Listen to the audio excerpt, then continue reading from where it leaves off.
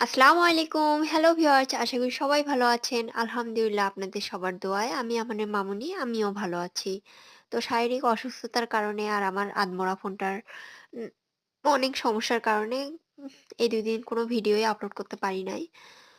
তো আজকে বিকেলে মনে হলো যে একটু বাইরে যাওয়া দরকার। তো আবু বক্করকে নিয়ে আমরা একটু বাইরে যাচ্ছি। বাইরে বলতে আমাদের এখানে ঘোরার মতো তেমন কোনো জায়গা নাই।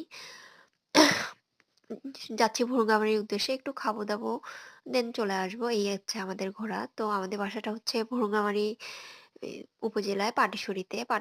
ভুরুঙ্গামারী থেকে সোনাহাট রোডেই পাটেশ্বরী। পাটেশ্বরী থেকে ভুরুঙ্গামারী দূরত্ব ৩ কিলোমিটার। আর এই রাস্তাটা কিন্তু এর আগে এরকম ঝকঝকে তকতকে ছিল না।